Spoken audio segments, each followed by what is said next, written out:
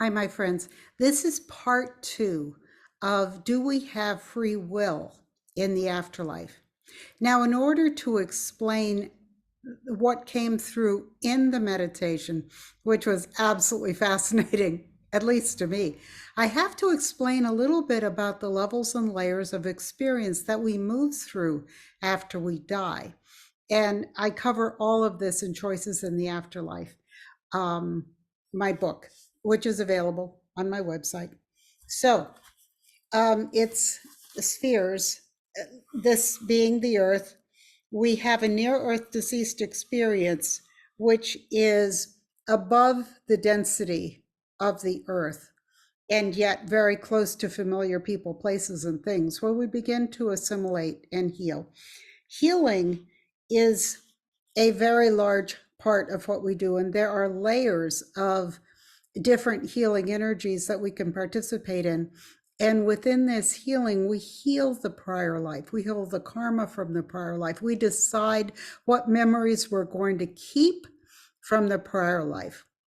We really process the individual identity that we had in the prior life. So that's kind of a wide band because it's a long level.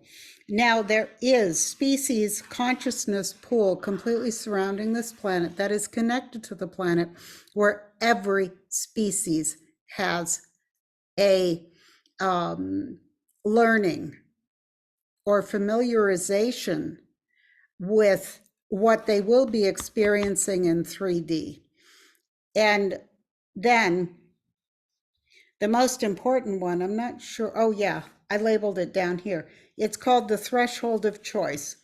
And this sphere is where we can choose to leave the potential for any other experience in any density that's related to this planet. And we also call this ascension. And what this is if we cross the threshold of choice, we cease to know ourselves as an individual. We cease to know ourselves from anything separate from all that is. It is like a drop of water going into the ocean of all that is, what a lot of people call God. We are completely ameliorated or lost. So we cease to know ourselves as anything separate. But they had a little interesting thing, which had never come through in any of my work. Okay. They talked about if we wanted to retain a sense of our self as separate, as individual, we can move laterally into different dimensions. And I kind of have that down here, lateral movements from the species consciousness pool. We cannot move laterally as an individual once we cross the threshold of choice, where we choose to become completely ameliorated with all that is, the drop of water in the ocean. But before we choose to become a drop of water in the ocean, which is ultimately where everything is going, we can move laterally into different manifesting or experience platforms. I like the word experience platforms. Now, they did say that we can move laterally into experience platforms that are of a lighter frequency, a lighter vibration. So they're not as dense as what we're experiencing on Earth, but yet we can retain some of our individuality and contributing to all that is more experience in lighter, higher frequency, higher vibrational, what we would maybe think of as 4D or 5D.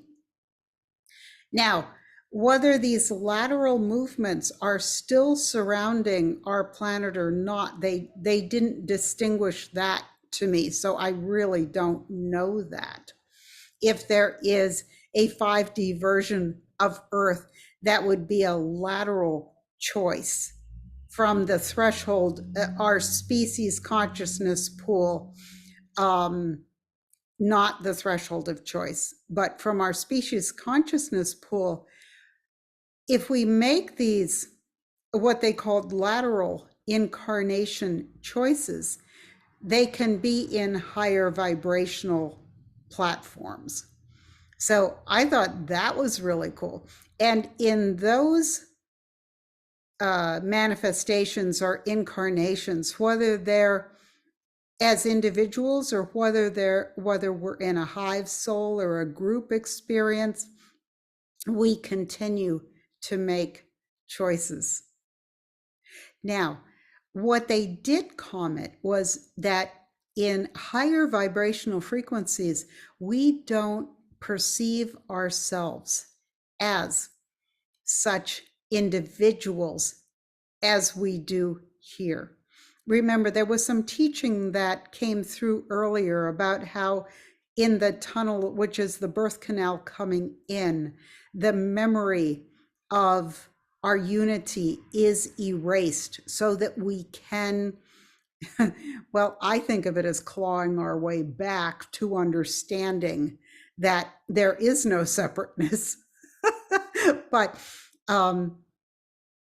experiencing, making choices as an individual, feeling separate from everything that's around us. I think in these higher vibrational experience platforms, we have less of a confinement, let us say, to the idea that we are not connected to everything around us, that we are not the same as everything around us. I think in these higher frequency experience platforms, we do understand that even though we're experiencing as an individual, even as an individual otter or an individual tiger or an individual coyote would experience themselves both as an individual, but also as a member of the pack and a member of their ecosystem, and not different. The human mind is is unique and pretty hard to deal with. Coyotes have coyote mind, birds have bird mind. Everything has mind, which is where the identity comes from. But it seems like the other life forms aren't quite as confused as we are about choice making and how to make the best choices. So do we have free will in the afterlife? I would say no, because free will is a human construct.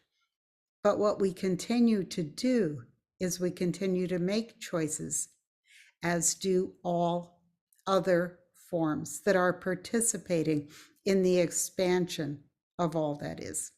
Okay, I hope that made sense, and I hope to see you again very soon. And until I do, please be well and please be blessed. Thanks for coming.